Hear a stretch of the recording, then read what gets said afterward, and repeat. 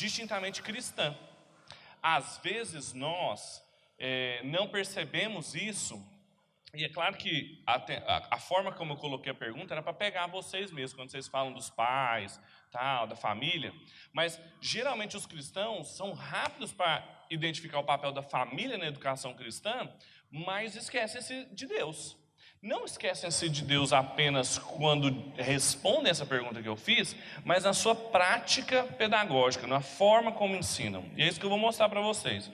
E aí, o que parece ser uma visão cristã, que enaltece a família, na verdade é só uma visão conservadora, mas tão secularizada quanto a humanista, a estatal, a marxista e assim por diante. Então, o que é genuinamente cristão, o ponto de partida primeiro tem que ser o Deus e Pai do nosso Senhor Jesus. Então, o primeiro agente educacional vai ser Deus. Eu vou falar um pouco a respeito disso e o que isso significa.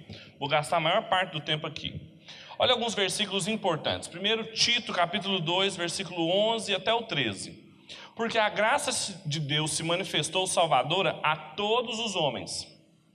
Ela nos ensina a renunciar à impiedade e às paixões mundanas e a viver de maneira sensata, justa e piedosa nessa era presente. Durante quanto tempo? Enquanto aguardamos a bendita esperança, a gloriosa manifestação do nosso grande Deus e Salvador, Jesus Cristo. Então veja que nesse texto tem para quem é educação, quem educa, durante quanto tempo e o que ela fala. Tem muita coisa aqui, tem uns 4 pontos aqui para um sermão, bonitinho. Olha, Deus manifestou a sua graça salvadora a todos. Ainda que Ele não salve todo mundo, os céus e a terra proclamam a glória de Deus e também proclamam a ira de Deus. Então, para todo mundo. A graça dele nos ensina. O que ela ensina? Qual que é o conteúdo? Primeiro, tem um conteúdo negativo de renunciar à impiedade e paixões mundanas, ou seja, tudo aquilo que não procede da forma como Deus se revelou e se mostrou para a gente. Mas também tem uma parte positiva, ela nos ensina a viver, ela não ensina apenas a pensar, ela não nos ensina apenas conteúdos teóricos, racionalizantes, ela nos ensina a viver de uma maneira sensata, justa e piedosa, nessa presente era. Ela não ensina também a gente viver lá no céu, não. Agora. Até quando? Enquanto aguardamos a bendita esperança, a gloriosa manifestação do nosso grande Deus e Salvador Jesus Cristo. Vejam então como que a Escritura apresenta Deus como o agente primário da educação cristã e o que essa educação cristã promove. Outro texto importantíssimo para a gente entender é Êxodo 35, do 30 ao 35. Olha o que diz. Disse então Moisés aos israelitas: o Senhor escolheu Bezalel, filho de Uri, neto de Ur, da tribo de Judá, e o encheu do Espírito de Deus, dando-lhe destreza, habilidade e plena capacidade artística. Quem que deu capacidade artística para Bezalel? Deus. Para desenhar e executar trabalhos em ouro, prata e bronze, para talhar e lapidar pedras, entalhar madeira, para todo tipo de obra artesanal, e concedeu tanto a ele como a Oliabe, filho de Aizamaque, da tribo de Dan, a habilidade de ensinar os outros. Está vendo? A todos esses deu a capacidade para realizar todo tipo de obras como artesãos, projetistas, bordadores de linho fino, e eles eram capazes de projetar e executar qualquer trabalho artesanal.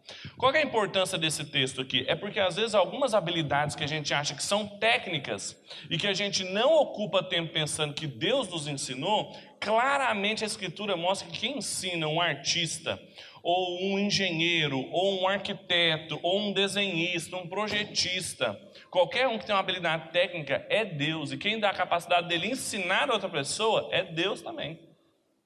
Então Deus dá o bacharelado e a licenciatura para o Bezalel. Ele fez os dois. Tem uma escola lá em Israel que chama Escola de Artes Bezalel, School of Arts. Escola de Arte de Bezalel. Lembrando esse nome aqui, para a gente lembrar que não se trata apenas, porque as pessoas tendem a ver o que a gente aprende na igreja, na escritura, como sobrenatural, e aquilo que a gente aprende fora, como meramente natural, técnico, e que você não precisa de Deus para te ensinar a desenhar, projetar, fazer contas. Não é essa a visão da Bíblia. Por isso que eu falo que tem muita educação que se diz cristã, mas é travestida de pensamento humanista e secular. Olha o que a Bíblia continua dizendo. Isaías 40 é um texto incrível. Quem mediu as águas na concha das suas mãos? Ou com o palmo definiu os limites do céu? Quem jamais calculou o peso da terra ou pesou os montes na balança e as colinas nos seus pratos? Quem definiu limites para o Espírito do Senhor ou o instruiu como seu conselheiro? A quem o Senhor consultou que pudesse esclarecê-lo e que ele ensinasse a julgar com justiça? Quem lhe ensinou o conhecimento ou lhe aponta o caminho da sabedoria? Uma série de perguntas retóricas que o profeta fala para dois objetivos. Primeiro, mostrar que Deus é aquele ponto arquimediano, ou seja, o fundamento infundado, ou seja, sem ninguém anteriormente a ele, sem ninguém que o ensinou, que o fez aprender qualquer coisa. Então ele é o ponto de partida, por isso que ele é um agente primário. Mas também veja as áreas do saber que ele utiliza para falar a respeito de Deus. Medida das águas, dos céus, montanha, peso da terra. Então nós estamos falando de geografia, física, mas nós estamos falando também de justiça, conselho, sabedoria, conhecimento. Ou seja, em todas essas áreas não há autonomia delas em relação a Deus, antes o contrário, a dependência delas em relação a Deus. Ele não só é ponto de partida para toda educação, como também unidade de medida para todas elas. Quem mediu? Quem pesou? Quem estabeleceu os limites? Foi Deus. Aí o Dr. Felipe falando sobre isso, ele diz o seguinte: a importância dessas passagens é que ela relaciona Deus a um tipo de conhecimento cuja aquisição é geralmente tratada como um processo natural. Ninguém que estuda geografia, engenharia, arte, arquitetura e qualquer uma do direito pensa que se tratam de coisas sobrenaturais que ele está lidando, ou espirituais que ele está lidando. Não, isso aqui é natural, que a gente aprende na igreja, o poder do Espírito, o Espírito Santo vem e fala comigo na palavra, aí é espiritual. Aqui não, aqui é cálculo, tanto que eu aprendo igual um ímpio. Será? Frequentemente tratamos a aquisição de habilidades técnicas como resultado de um processo horizontal, para o qual o relacionamento professor-aluno, o conhecimento de conceitos teóricos básicos e o exercício e prática repetitivos são suficientes. Ou seja, é tudo horizontalizado. O que interessa é ter um bom professor, prática, continua fazendo, calculando, projetando, que você vai aprender. Isso é uma visão secularizada do ensino-aprendizagem. Não é uma visão cristã. Se perguntados, dificilmente diríamos que a ação divina é tão importante para esse tipo de aprendizado quanto é para a experiência de santidade que se expressa na vida moral, por exemplo. Se eu perguntasse para vocês assim, é preciso de santidade, poder do Espírito Santo para viver uma vida moralmente reta? Todo mundo diria que sim. Agora, eu perguntaria, é preciso santidade, poder do Espírito Santo para fazer uma conta correta? Vocês ficarem em dúvida de me responder. Porque vocês conhecem um monte de gente que não tem o Espírito Santo, que não tem vida com Deus e fazem contas corretas, não é? E então como é que fica? Então vamos terminar aqui, vamos orar, vocês vão pensar, depois a gente volta. É a graça comum de Deus. A chuva não desce sobre bons e maus, sobre justos e injustos. Então quando uma criança é alfabetizada, é a graça de Deus ali. Mesmo que a professora que o alfabetizou, o professor que o alfabetizou, seja ímpio. É a graça de Deus a revelia. Vocês não acabaram de cantar, e se vocês cantarem, vocês não podem descantar, que você vê Deus no ar, no vento, tudo Ele é para mim. Se é tudo, é tudo. É tudo na igreja, é tudo fora da igreja, é tudo na biologia, na química, na física. Geralmente imaginamos que podemos ficar bem informados sobre o real funcionamento do mundo simplesmente através de um processo natural, que envolve observação empírica, ou seja, o trabalho dos nossos sentidos, e racionalidade, o trabalho da nossa razão. Se perguntados, dificilmente responderíamos que dependemos da ação divina para conhecer a natureza, tanto quanto dependemos dela para conhecer a Bíblia. Você não conhece a Bíblia direito sem o Espírito Santo atuando na sua capacidade cognitiva, quanto você também não entenderia de mitocôndrias, poliedros, polinômios, sem o Espírito Santo trabalhando também na sua vida. Só que a gente divide essas coisas. O nome disso é dualismo. A gente racha a nossa vida no meio. De onde que vem isso? Isso é tipicamente da visão de mundo reformada. Outras confessionalidades evangélicas, protestantes, dividiriam mesmo a vida, mas os reformados nunca dividiram. Olha o que o João Calvino, no primeiro livro, no primeiro capítulo das Institutas, começa dizendo. Ele está falando isso no século XVI, muito antes de todas as revoluções pedagógicas e educacionais que a gente tem notícia. Olha o que ele diz. Deus não criou o mundo num único instante somente para que fosse sustentado com o seu poder imenso, moderado com sua sabedoria, conservado com sua bondade, e especialmente para que o gênero humano fosse regido com justiça e equidade, tolerado com misericórdia, mantido protegido. Ele não criou isso tudo só para isso, mas, uma vez que não se encontra em nenhuma parte uma gota sequer de sabedoria e luz, ou de justiça, ou de potência, ou de retidão, ou de verdade sincera, que não flua dele e do qual não seja ele a sua causa. Então, por que Deus criou todo mundo? Para que aprendamos a tudo dele esperar e pedir, e com ações de graça, atribuir a ele o que se recebe. Então Deus criou toda essa realidade aqui, não foi para depois no Armagedon queimar tudo e levar a gente para o céu, não. Que Deus é esse? Foi para a gente enxergar em cada um dos lugares tudo, qualquer verdade, qualquer potência, qualquer beleza vindo dele, dar ações de graças a ele por causa disso e atribuir a ele todas essas coisas. Então, quando você joga uma fórmula num fenômeno empírico e aquilo funciona, você constrói uma ponte, você ergue uma estrutura, ela não cai, considerando as forças da gravidade e tudo mais. O que é isso? É Deus, gente. É Deus sustentando. Está sustentando a viga, né? Ele está sustentando as leis da natureza. Ele é o legislador. Foi ele que deu essas leis. Estão me acompanhando? Está tudo certo aí ou não? Mais ou menos. Vocês ficam caladinhos. Olha o que o Kuyper falou a respeito disso. Também continuando a tradição reformada e ampliando um pouco essa visão a respeito de Deus como ponto de partida e fundamento de toda a educação, num livrinho chamado Sabedorias e Prodígios, que tinha na nossa livraria aí, que é sobre a graça comum de Deus na ciência e na arte. Olha o que ele fala.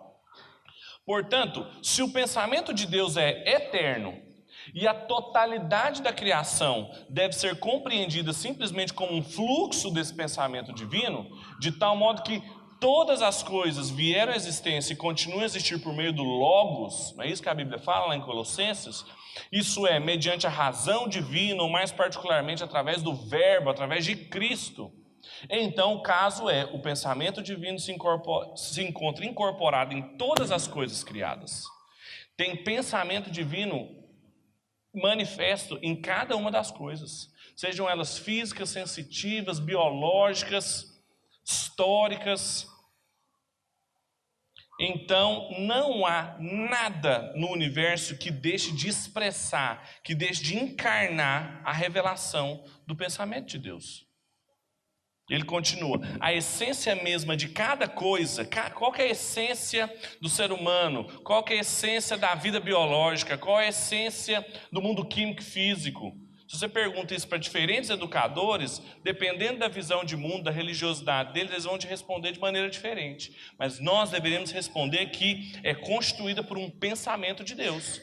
De maneira que foi esse pensamento que prescreveu aos entes, a tudo que existe, seu modo de existência, suas formas, seus princípios de vida, suas destinações e o seu progresso. Ou seja, tem um modo de existência divinamente ordenado para as plantinhas. Tem um modo de existência divinamente ordenado para a nossa vida emocional. Tem um modo de existência divinamente ordenado para as leis naturais, para a matemática. Suas formas, os seus princípios de vida, que quando são desrespeitados, não geram progresso, mas retrocesso. Nas ciências naturais, isso é fácil de observar. Quando você ignora determinadas coisas, simplesmente não dá certo. Na física, na química, na matemática, isso é mais fácil de ver. Agora, quando já pula para a biologia, quando, por exemplo, um animalzinho nasce, uma cria dele já nasce com uma deficiência, ou nasce morta, as coisas começam a ficar mais complicadas. Por quê? Por causa das evidências do pecado. Mas tem evidências do pecado também na matemática, na física e na química. E quando isso pula para as ciências humanas ou para as formações culturais, fica mais difícil ainda ser família, ser homem, ser mulher, o que é bonito, o que é feio. Só que tem padrões divinos para tudo, para a estética, para a cultura, para o direito, para a ética, para tudo. A pessoa descuidada não é capaz de observar na natureza e em toda a criação nada mais do que uma aparência externa de coisa. A pessoa descuidada passa e olha só o quê? Coqueiro, planta, céu e nuvem. Não vê mais nada. Agora, todos aqueles que são instruídos pela palavra de Deus, a igreja, os cristãos, quem recebeu educação cristã, sabem, no que diz respeito à criação divina, que por trás dessa natureza, atrás dessa criação, existe uma operação secreta, velada, do poder e da sabedoria de Deus. Então tem operação de Deus por trás de todas as coisas. Isso é encontrar Deus como fundamento e o grande instrutor, educador da nossa vida. Porque quando nós estamos aprendendo sobre cálculo, quando nós estamos estudando filosofia, quando a gente está aprendendo mais sobre arte, a gente está aprendendo de Deus através das pessoas, dos artefatos culturais, das constituições matemáticas, mas a gente está aprendendo de Deus, porque essas coisas apenas encarnam os seus pensamentos. E ele, nas palestras Stone sobre o calvinismo, aquele livro Calvinismo, que não fala sobre predestinação, soberania divina, mas fala sobre o senhorio de Cristo sobre todos os aspectos, na política, na arte, na ciência, no futuro, ele diz o seguinte: tão certo como cada planta tem uma raiz, um princípio subjaz cada manifestação da vida. Esses princípios são interconectados e têm a sua raiz comum num princípio fundamental, que é Deus. Então Deus é um princípio fundamental que estabeleceu leis, pensamentos, normas para cada área da vida, e cada área da vida tem essas raízes. O trabalho então de um economista, de um pedagogo, de um filósofo, de um médico, de um engenheiro, de um advogado é descobrir esses princípios e encontrar ainda mais o fundamento desses princípios em Deus. A partir desse último se desenvolve lógica e sistematicamente todo o complexo de ideias e concepções governantes que perfazem a nossa visão de mundo e de vida. Com tal visão de mundo e de vida coerente, firmemente ancorada em seu princípio e autoconsistente em sua esplêndida estrutura, o modernismo agora confronta o cristianismo. Ele está falando das guerras de cosmovisões, que ele chama de modernismo, todo o ensino humanista, secularizado que a gente tem. E aí, então, para colocar isso em gráficos, vocês já cansaram de ver esses dois gráficos aí que eu tirei do livro, um do David Coyce e o outro do livro do Guilherme de Carvalho, é como que Deus é soberano sobre todas as coisas estão no mesmo nível, igreja, Estado, escola, empresa, sindicato, Deus é o soberano sobre tudo, não tem uma coisa que é mais importante do que outra. E que quando a gente vê esse cone assim, de frente, ele é desse jeito. Mas quando a gente olha ele de baixo, ele fica assim, aquela pizza que eu mostrei para vocês. Tem uma base religiosa, um fundamento em Deus, que é soberano sobre todas as áreas da vida, econômica, pedagógica, social, histórica, lógica, psicológica, e que dá a base para cada um dos artefatos que a gente vive, instituições, movimentos, escola, empresa, orquestra, família, igreja, hospital, terapia, clínicas terapêuticas e assim por diante. Então, vejam, isso é encontrar Deus como ponto de partida e o principal agente da educação. Fora disso, a gente não está fazendo educação cristã. A gente está fazendo uma educação secular e a gente faz uma oração antes de aprender as fórmulas. A gente faz uma oração, uma devocional no meio da aula. Isso tudo é muito importante, mas educação cristã não é só isso, não. Educação cristã é o menino ou a menina aprender a fórmula matemática e se perguntar assim, por que essa fórmula corresponde com a realidade? E o professor, ou o pai, a mãe, o pastor, seja lá quem estiver instruindo ela, dizer assim, é porque a gente crê num Deus que é um legislador. E essas leis só são possíveis porque tem uma inteligência por trás. E aí você consegue apresentar sentido para a criança aquilo que ela aprende. Qual que é a maior reclamação de todo estudante do ensino médio? É que aquilo tudo que ele aprende não faz o quê? Sentido. É informação demais, é enciclopédico, ele não sabe para que ele vai usar. Física contemporânea, o princípio da incerteza de Heisenberg, para que ele vai aprender isso? Não vou usar isso nunca na minha vida, não é isso que eles falam? Pois é uma educação alienante, porque ela se alienou também de encontrar em Deus o seu princípio fundamental. Vocês estão acompanhando? Olha o que o Filipe fala. Ao declararmos que Deus é o agente da educação, não negamos a existência de agentes educacionais humanos. Ou seja, não é porque Deus é o agente primário que não existam agentes secundários, que é o que a gente vai tratar a partir de agora. Podemos dizer que Deus é o agente primário da educação, mas existem agentes secundários, pessoas e instituições a quem Deus delegou a tarefa de educar e por meio das quais ele realiza a sua tarefa. Quando dizemos que todos os demais agentes da educação são secundários, estamos afirmando que eles não desfrutam de autonomia absoluta no exercício de sua, está faltando um aí, atividade pedagógica. E precisam exercê-la de acordo com as condições e normas previamente estabelecidas do agente primário, Deus, do qual deriva a autoridade pedagógica que eles desfrutam. Então, apesar de ser inquestionável que existam outros agentes educacionais que você e eu passamos, são as respostas que vocês me deram no começo, família, igreja, tal, nenhuma dessas instituições é autônoma, livre de depender de Deus para conduzir os seus processos pedagógicos. Quando você pega um livro, por exemplo, do Emile Durkheim, um dos pais assim, da sociologia contemporânea, ele vai falar sobre educação, no livro Educação e Sociologia, ele nem fala da família, nem de Deus. Ele já fala que o processo educacional é a transmissão de adultos mais velhos para alunos mais novos sobre a realidade. Então ele já jogou fora um monte de coisa. E é o que a gente, se eu perguntaria para vocês o que é educação, ou o que é ensinar, raramente vocês colocariam Deus e a família na frente. Se eu perguntasse para vocês quem são os agentes secundários da educação, quem que vocês me falariam que são?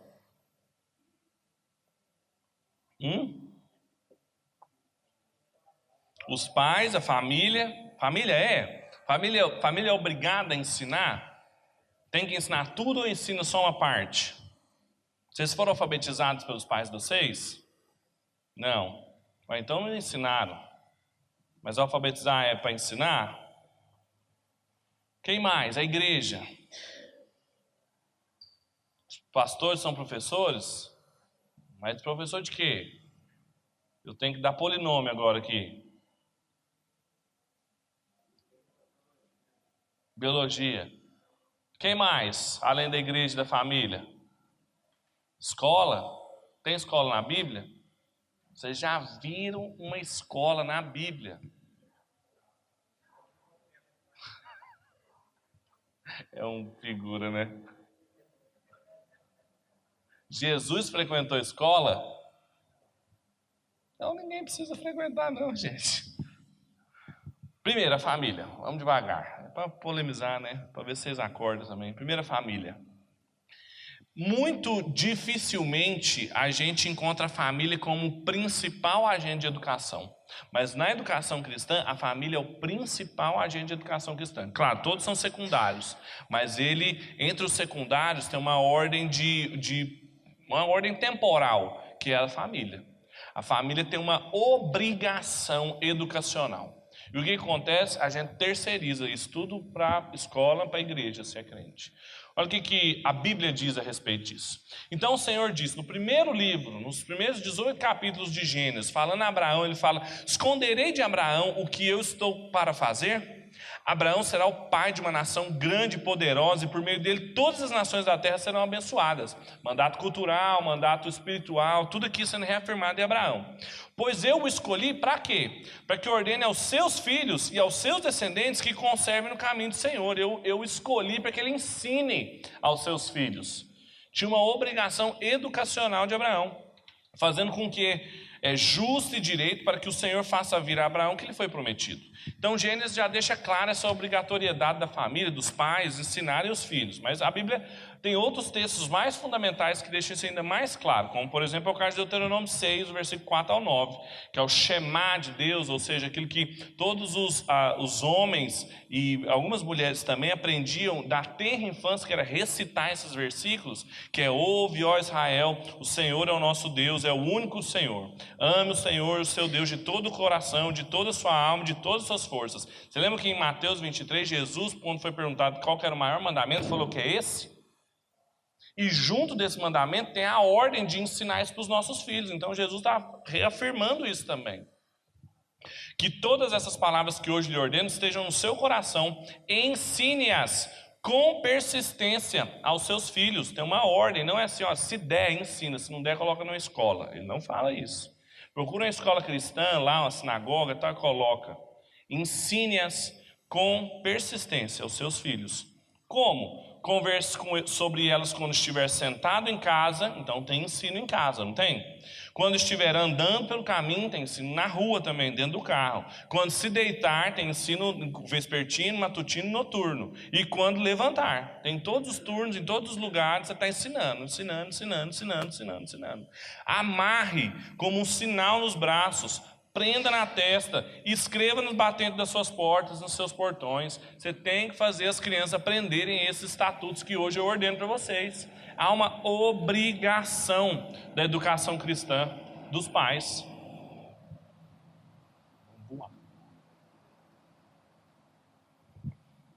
Outro texto que é de Josué 4, depois que eles receberam a lei, através das mãos de Moisés e Deuteronômio, e aí então eles foram conquistar a terra de Canaã, que era o objetivo pelos quais foram tirados do deserto, do Egito e vagaram pelo deserto. Então Josué recebe de Deus a ordem de reafirmar aquilo que a prioridade educacional da família. Olha o que diz. Disse a ele aos israelitas, Josué falando: no futuro, quando os filhos perguntarem aos seus pais o que significam essas pedras, expliquem a eles. Aqui Israel atravessou o Jordão em terra seca, pois o Senhor seu Deus secou o Jordão perante vocês até que o tivessem atravessado. O Senhor seu Deus fez com o Jordão como fizera com o Mar Vermelho, quando o secou diante de nós até que o tivéssemos atravessado. Assim ele fez para que todos os povos da terra saibam que a mão do Senhor é poderosa e para que vocês sempre temam ao Senhor seu Deus. Existiam altares que as crianças que não vivenciaram aquilo iam bater os olhos e falar assim: o que é isso? Veja a palavra, o que significam. É bater os olhos também nas coisas criadas e perguntar assim: o que significa isso? Significado é uma construção grande. Por que as pessoas hoje, o que elas mais carecem? De significado. Sentido e significado na vida. Pessoas ricas, bem-sucedidas, dão um tiro na cabeça por falta de sentido e significado. Por quê? Porque tem alguma parte aí, algum agente de educação que não está cumprindo seu papel. Então, quando as crianças perguntassem o que significam essas pedras, o que significam essas coisas que estão acontecendo, vocês expliquem a elas o que aconteceu, a história, a narrativa bíblica, o drama das escrituras, a visão de mundo cristã. Há uma obrigação, porque senão eles não vão temer o Senhor. Aí o pai é pego de surpresa, assim, quando um menino com 15, 16, 17 anos deixou de temer o Senhor. Não explicou para ele, ué. Nossa, mas eu cresci na igreja, ele veio em todos os cultos, e daí? Não significa nada. Se ele não aprendeu a ler na Bíblia e a interpretar a realidade dele com o significado dos pais, está fazendo o contrário. Às vezes tem gente ensinando para os filhos uma outra postura, de rebeldia, de insubmissão, mesmo dentro da igreja. Aí depois, quando o menino faz 18 anos, pastor, a gente trouxe em todos os cultos. Não adiantou nada. Provérbios 4 também, que ilustra bem essa ordenança. Ouçam, meus filhos, a instrução de um pai.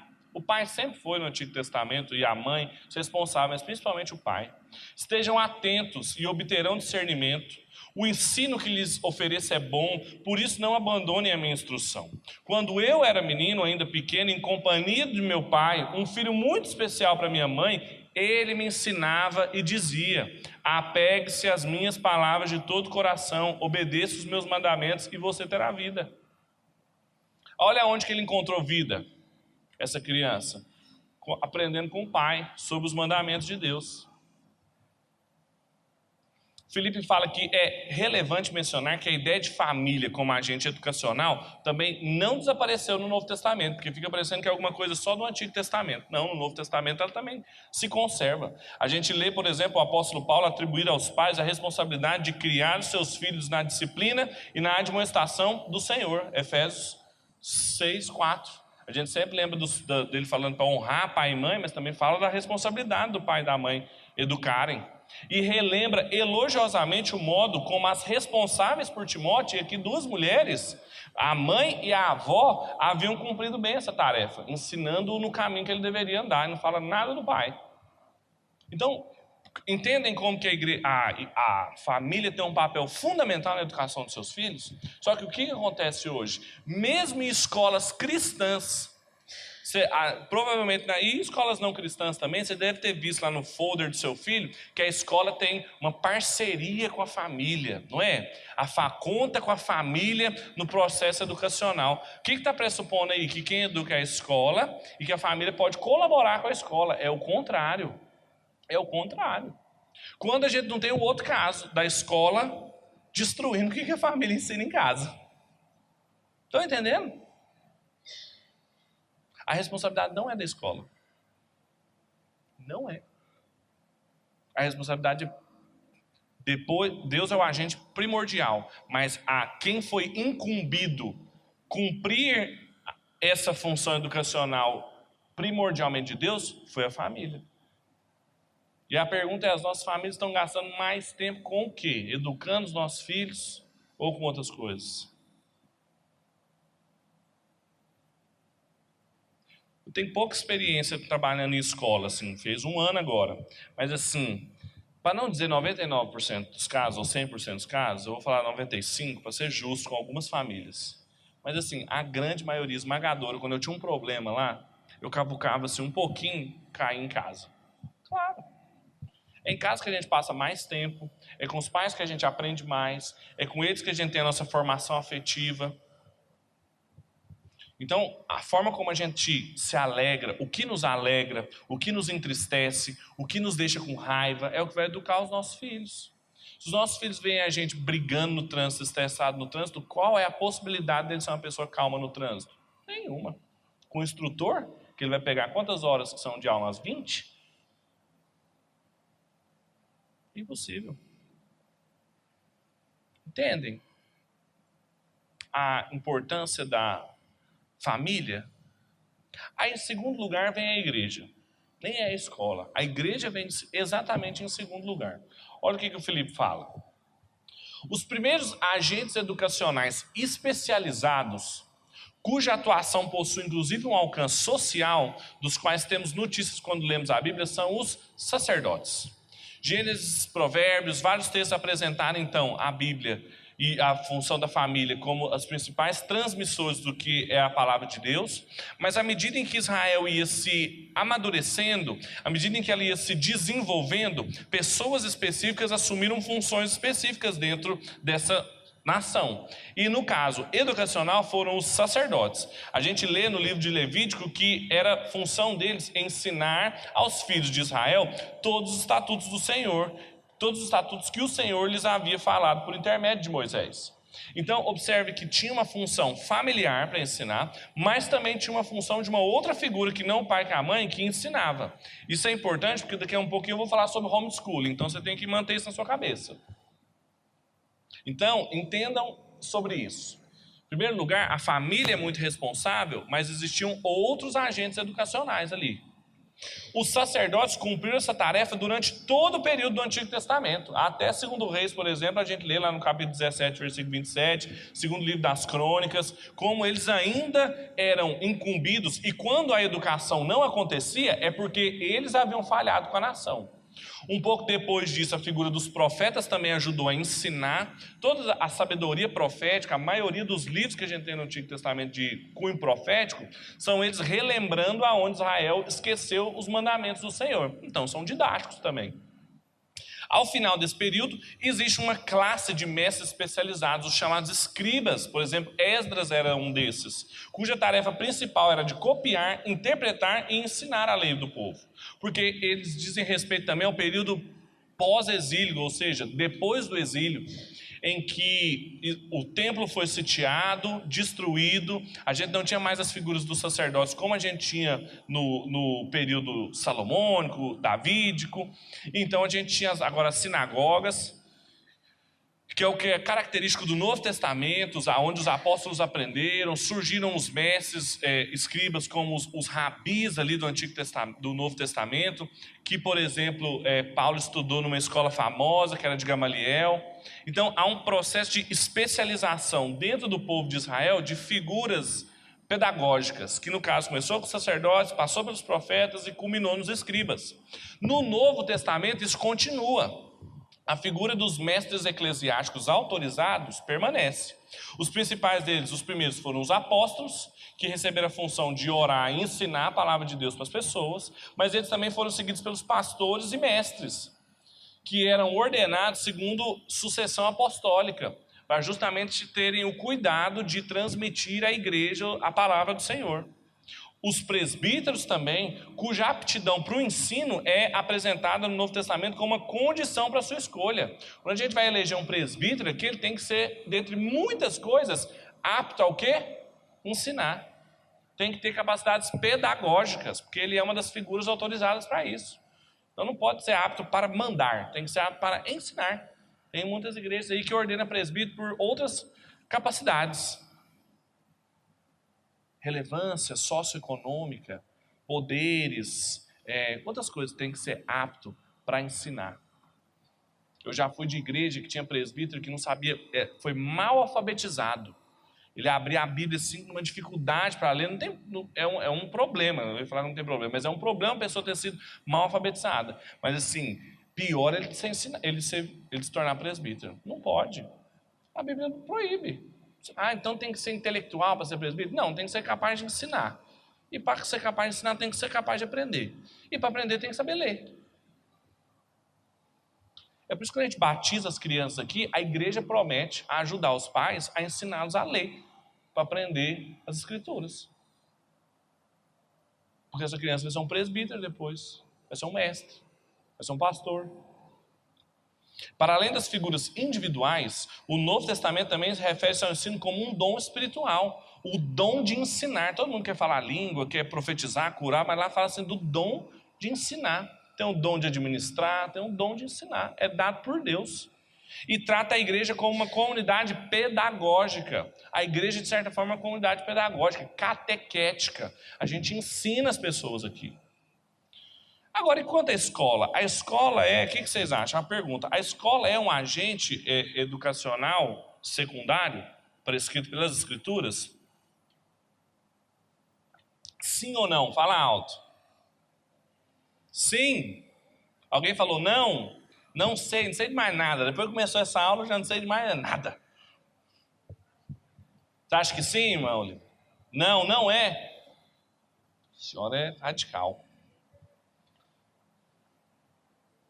A pergunta é: a escola é um dos agentes constituídos por Deus, primordialmente constituídos por Deus, que é o agente primordial para a educação dos nossos filhos? Sim ou não? Não. Não é. Por que essa questão é importante? Deixa eu voltar aqui. Por que essa questão é importante? Porque assim, é o contrassenso total. Porque o que a gente aprendeu? Quando a gente pensa em educação, a gente pensa numa escola. Até quando a gente pensa em educar os nossos filhos dentro de casa, o que a gente faz? A gente organiza como se fosse uma escola. Veja as nossas salinhas lá, parece sala de escola infantil. As nossas salas de escola dominical parece uma sala mesmo assim de aula. Nossas igrejas parecem uma sala de aula, uma pessoa falando, um monte de gente ouvindo. Ou seja, o padrão arquitetônico, quando a gente pensa em educação, vem de onde? Da igreja, não vem de uma casa, nem de uma igreja, como era dos apóstolos. Vem de uma escola, desculpa, eu falei igreja, escola. Vem de uma escola. A gente organiza as cadeiras, o quadro, tudo com base numa escola. Por quê? Porque a gente pensa, não, a escola é o principal agente de educação dado por Deus e tal. Não tem. Apesar da expressão escola de profetas lá que o índio lembrou, a escola de Trajano, que era um lugar onde o apóstolo Paulo alugava provavelmente ou usava o espaço para pregar, não temos escolas como organizações institucionais. Tem 3 organizações só pensadas por Deus que são invariáveis, que é o Estado, a igreja e a família. Só. O resto é tudo o quê? Associação voluntária. Não significa que é proibido, vocês vão perceber aqui que não significa que é proibido ter associações voluntárias. Mas a escola está na Bíblia da mesma forma que uma associação de observação de pássaros. Você pode usar, você pode fazer parte, pagar mensalidade, tudo mais. Tem a Coreme, não tem? O que mais? A dos engenheiros, tem um monte de associação, sindicato, não tem? Você pode fazer parte, não tem proibição. Uma escola é igualzinho. Só que ela não retira de você suas responsabilidades educacionais da família. Esse é o ponto mais polêmico da aula. Bom, né, que eu falei depois de 43 minutos falando, mas eu vou tentar ser eficiente aqui. Uma coisa que me chamou muita atenção recentemente é a história dessa americana aí, a Tara Westover. Ela ficou famosa porque ela escreveu um livro chamado Educated, que foi traduzido como A Menina da Montanha. Ele é o livro mais vendido no The New York Times nesse ano de 2008. Então ele é o best-seller do momento. Então você sempre fica de olho nos best-sellers do momento, porque eles comunicam a imagem da pessoa, né? A imagem de uma sociedade.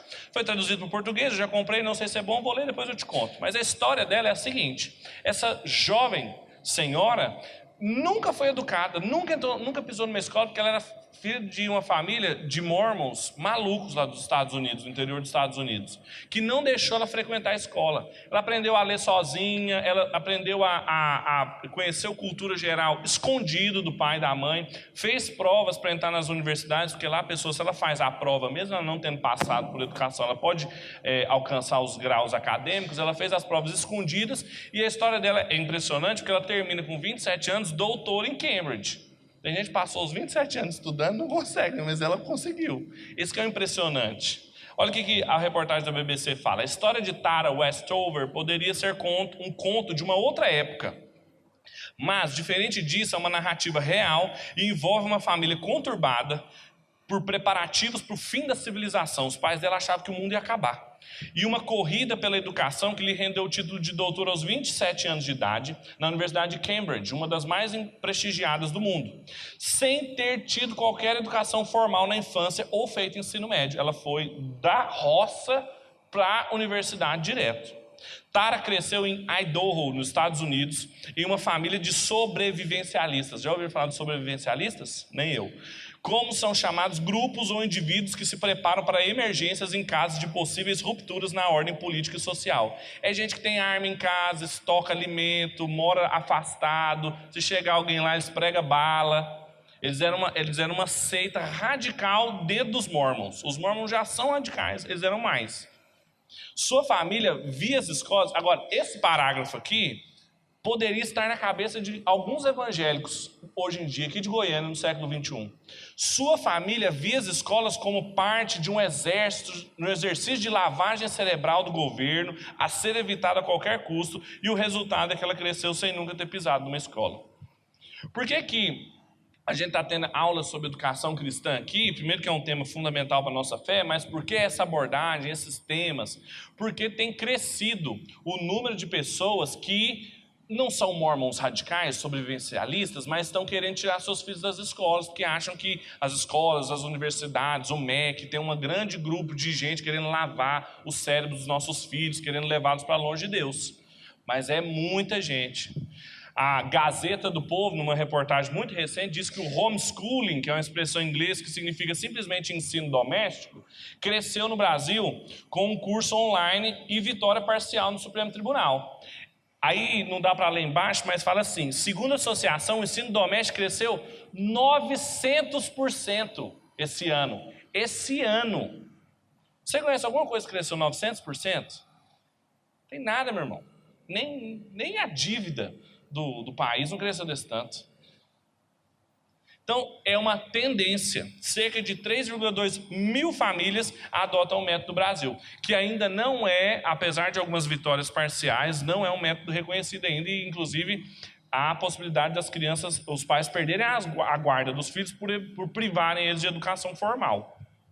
Mas é uma tendência. E é uma tendência forte no Brasil, principalmente via o quê? Via igrejas evangélicas e católicas. Veja o que o Felipe Fontes fala a respeito disso no seu livro. Algumas famílias, motivadas por razões religiosas ou pedagógicas, optam por assumir pessoalmente o todo da educação de seus filhos. Então eles não ensinam só aspectos morais e religiosos, mas eles querem ensinar tudo. Vão alfabetizar, vão ensinar as disciplinas, todo o ensino que a gente chama de enciclopédico, incluindo o ensino de conteúdo enciclopédico. Essas famílias são adeptas do homeschooling, também chamado de ensino domiciliar, uma prática que é acadêmica e juridicamente reconhecida em vários países do mundo, mas ainda enfrenta alguma resistência jurídica e acadêmica no Brasil. Primeiramente, a gente tem que entender algumas coisas aqui, eu vou voltar. Então, primeiramente, a gente viu que a família, pela Bíblia, tem uma função educacional inquestionável, a igreja tem uma função inquestionável, e nas próximas semanas eu vou tratar dessas, e a escola também. Agora, as escolas têm um estatuto mais flexível na visão de mundo cristã, e é isso que a gente tem que ver. E é o que a gente vai ver nos próximos slides. Então vamos lá. Primeiramente, entendemos que a educação domiciliar é uma prática legítima e que, assim como a educação escolar, deveria contar com reconhecimento social. Poderia ser uma alternativa para as pessoas. Não só uma alternativa paranoica de educação. Pensem, por exemplo, em famílias que têm filho de mais e recurso de menos, ou estão numa região, numa cidade que tem poucas opções e que poderiam educar os seus próprios filhos. Eu tenho um amigo que é um pastor, pedagogo, mora numa cidade pequena, em Minas Gerais, que ele simplesmente não tem condições de pagar as poucas escolas que tem lá, e ele falou, para a escola pública que tem lá, de jeito nenhum.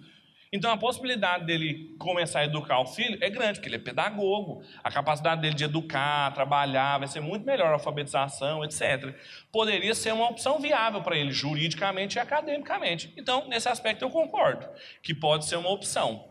O Brasil é grande demais e a gente não tem capacidade de suprir isso com escolas. Esse entendimento é uma consequência natural do que temos afirmado sobre a responsabilidade familiar sobre a educação. Imagine, você não tem dinheiro, não tem uma boa escola, você não quer soltar seu filho numa escola pública sem nenhuma condição lá. O que você faz? Você tem que assumir sua responsabilidade educacional. Então, ela poderia ser uma alternativa.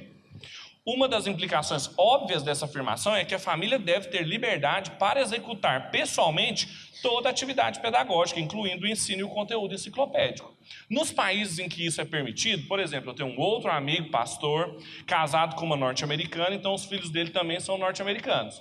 Lá nos Estados Unidos é possível homeschooling, então eles fazem homeschooling, eles recebem os materiais didáticos, mandam relatórios, provas dos meninos, os meninos também recebem e fazem provas para acompanhar o que está sendo feito. Não é ensinar de qualquer jeito, qualquer coisa, o que a gente acha que é importante ou não.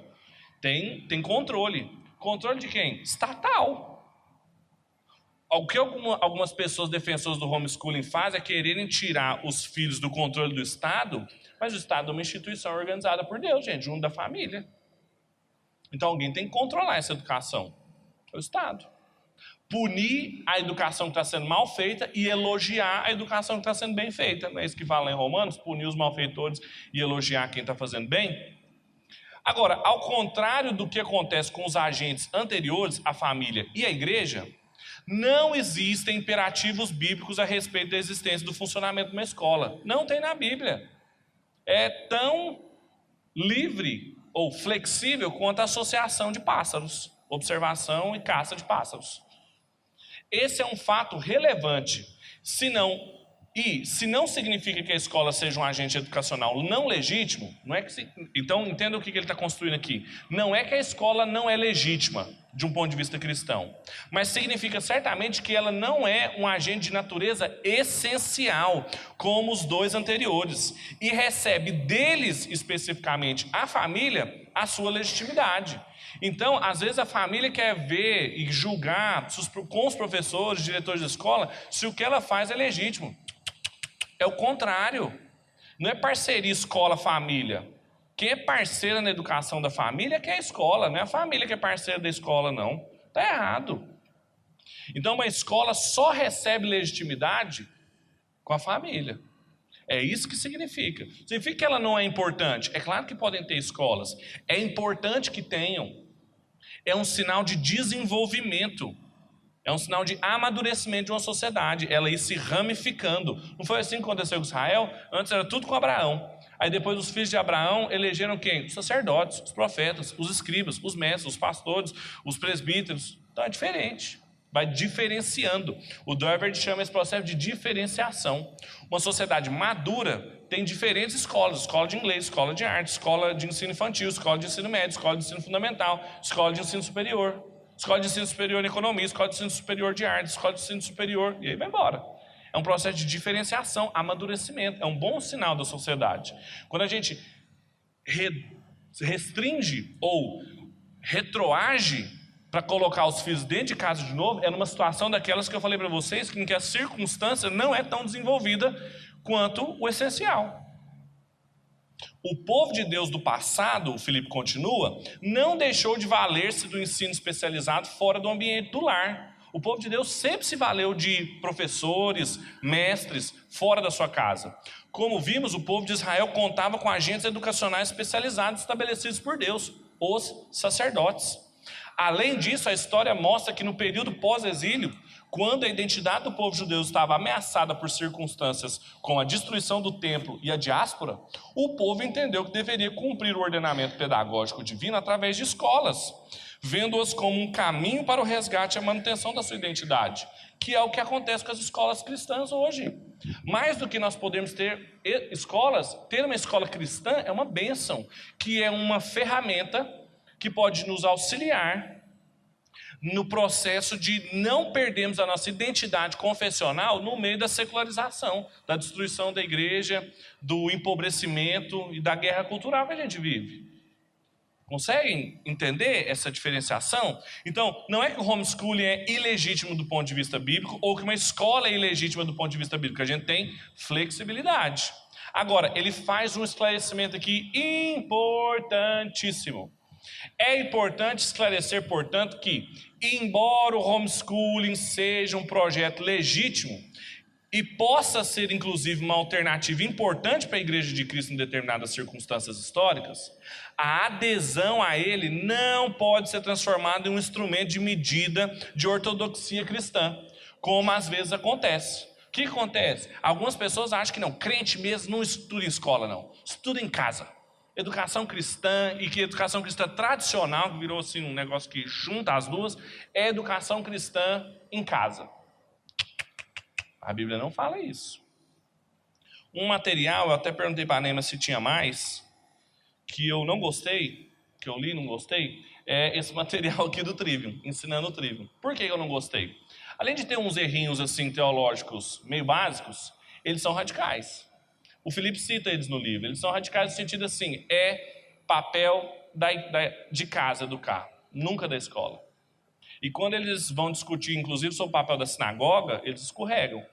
Irmãos, o apóstolo Paulo não foi educado só em casa, João Calvino não foi educado só em casa, Lutero não foi educado só em casa, eu e você não fomos educados só em casa. Em circunstâncias alheias ao nosso controle, educar em casa tem que ser uma opção para nós. Mas dizer assim que para ser cristão tem que educar, porque senão você está rendendo os seus filhos para o mundo secular, é um erro, é um exagero. Depois que a gente tiver curiosidade aqui de ler uns trechos comigo, a gente faz uma leitura no final. Alguns cristãos adeptos à educação domiciliar costumam defender o homeschooling como a única alternativa viável para a manutenção da pureza moral e intelectual cristã. Falso, falso. E, na esteira dessa defesa, fazem críticas aos cristãos que se utilizam da escola, sugerindo que eles teriam cedido a uma perspectiva secular de educação.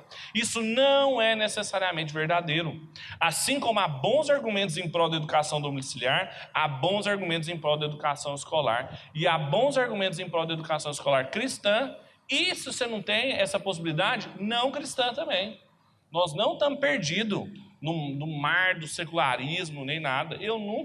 Para não falar que eu nunca estudei numa escola cristã, eu passei 1 ano só numa escola cristã. O resto tudo foi lá na Babilônia. E não morri. Demorou, algumas coisas demoraram para cair na minha cabeça. Mas eu já falei isso para vocês.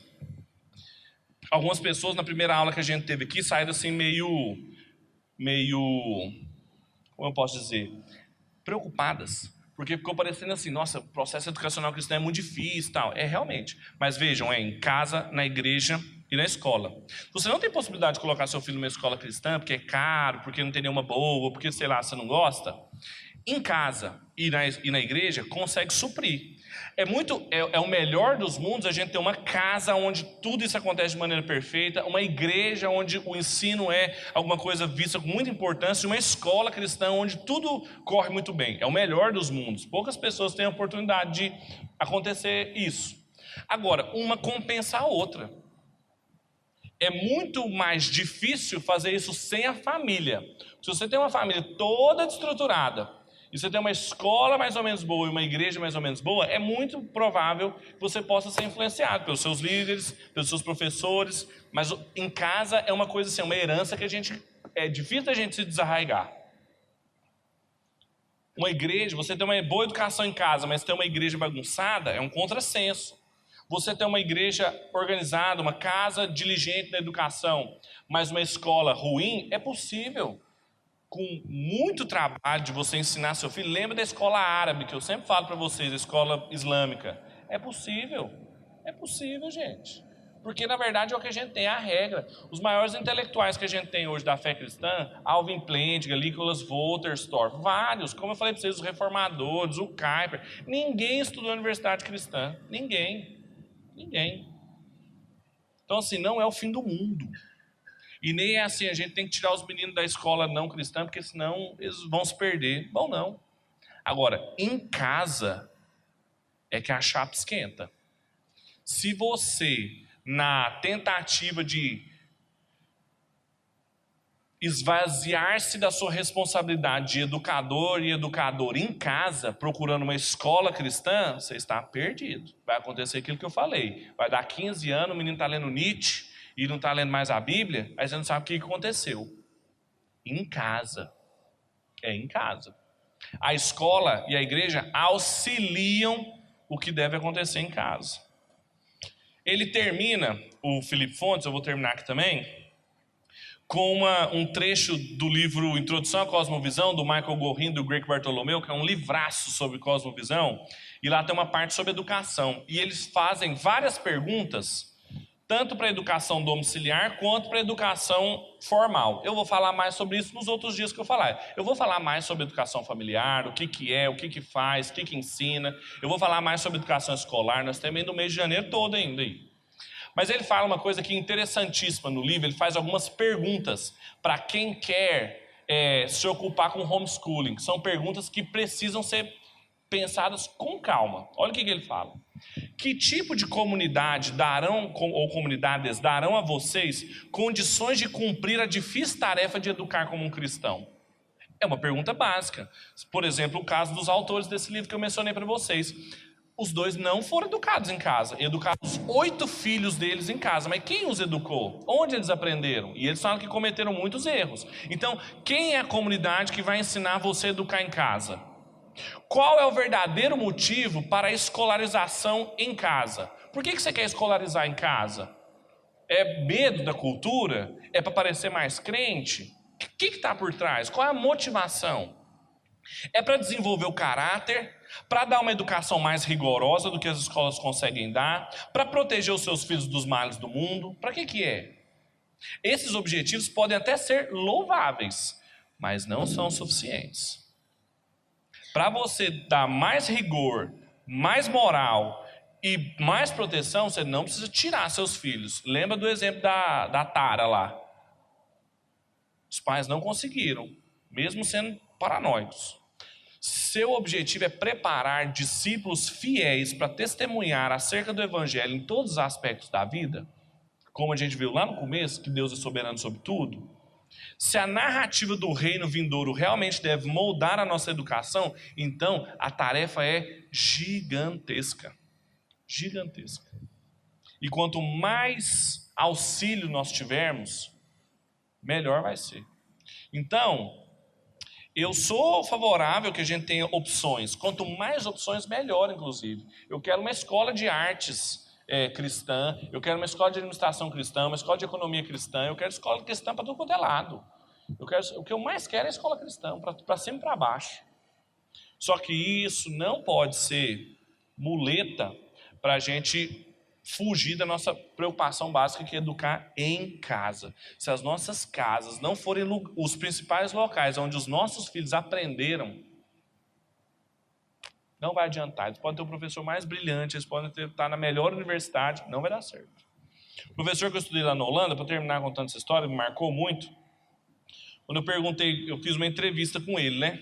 Assim, eu já conheci a história dele e tal, mas me pediram para fazer uma entrevista para ele aqui num site da Associação Cristã Brasileira de Cristãos da Ciência. Aí eu perguntei para ele, assim, ele que é o médico lá, o psiquiatra e filósofo cristão. Então, assim, ele está na ponta da lança do desenvolvimento psiquiátrico, médico lá na Holanda e é crente. Aí eu perguntei para ele, assim, quais foram as suas principais influências? Ele falou assim, meu pai. Ele começou a entrevista falando assim, o meu pai era alguém um calvinista apaixonado e que me fez conhecer sobre essas coisas também. Aí depois ele cita os mestres, os professores, os filósofos e tudo mais. Mas ele começou falando o quê? Meu pai. É óbvio, gente, é óbvio. Então, quanto mais a gente fizer um bom trabalho em casa, e nesse aspecto é proporcional, menos preocupações a gente vai ter fora de casa. Sabe por quê? Porque não dá para os nossos filhos, inclusive, passarem a vida inteira só em ambientes cristãos, não. Tá bom, a gente bota ele na escola cristã, aí depois ele vai para a universidade cristã, que eu não sei qual, mas deve ter uma aí que é só cristã, aí vai para a universidade cristã, aí ele volta assim, fundamentalistinha, beleza. Aí vai trabalhar, ele vai sentar do lado de um cara que é um devasso, só que é um cara gente boa. Eles vão começar a trocar figurinha, bababá, um dia ele chama na igreja, ele vai, outro dia ele chama ele para um pub, ele vai também, aí daqui a pouco ele, muda as roupas, muda o jeito de conversar, acabou. Não é possível. A gente tem umas coisas, umas construções no livro aqui que fala assim, a gente tem que resistir à cultura. Não tem como. A cultura não é uma coisa que a gente mantém longe da gente, assim, cultura. Cultura é o oxigênio, gente. Esse banco que você está sentado é cultura. Tudo que você está olhando em volta de você, que não é planta, e que não é desenvolvimento natural, é cultura. A roupa que você veste, o idioma que você está escutando, as telas que você viu tudo projetar, a linguagem, tudo é cultura. Você gosta, não, vamos resistir à cultura. Não existe resistência à cultura. Existe a gente fazer aquilo que Tito 2 fala. Resistirmos aos aspectos da cultura que são rebeldes a Deus e aprender a viver naquela cultura de maneira sensata, ele fala na presente era, de maneira sensata e justa. Esse é o desafio. Porque proibir é fácil demais, a gente compra, vamos vender isso aqui, a gente vai ali para Piracanjuba, compra um lote lá grande, constrói as casinhas do condomínio da Igreja Presbiteriana Bereia, fica lá vivendo, cresce os meninos e tal, deixa a barba crescer, compra um pau de fogo. Não funciona. Você já tem um filme de terror muito interessante, assim, é um filme de terror, né? Mas você pode assistir se você não tiver problema, chama A Vila. Quem já assistiu A Vila? Ninguém assistiu A Vila? Já assistiram A Vila. É muito legal, né? Nesse aspecto. A Vila conta sobre uma comunidade de sobrevivencialistas, criando as crianças afastadas de tudo, e aí acontece uma série de coisas lá que dão medo, mas você fica com o olho fechado e o outro aberto. E aí, com o olho aberto, você vê o que está acontecendo ali, porque tem uma crítica social. E um outro filme que é mais crítico à fé cristã chama Capitão Fantástico. Quem viu Capitão Fantástico aqui? Tá vendo filme, né? Você tá inteirado com a cultura pop, é isso aí. O Capitão Fantástico já é mais crítico. É um pai que cria os meninos e tudo mais, mas o filme deixa com o final aberto para se pensar se a educação domiciliar deles foi boa ou ruim. Na minha opinião, foi péssima.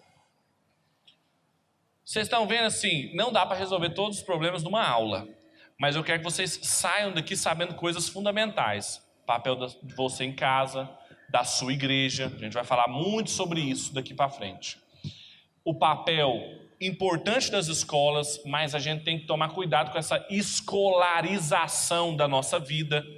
Tudo é escola, então assim, a gente tem que tomar cuidado, porque o que a gente tem que ensinar é que os meninos consigam aprender e viver de uma forma que eles aprendam de Deus em tudo. E não achar que a sala de aula é tudo que eles podem viver. Tem diferença aí. Agora, as escolas são importantes e a gente tem um privilégio de ter escolas cristãs, então vamos ter muitas. De arte, de ciência, tecnologia, educação fundamental, média e superior. Mas a gente tem sempre que entender que elas são parceiras da nossa responsabilidade familiar, e não o contrário. E não ficar esperando da escola e da igreja salvar o seu menino, não.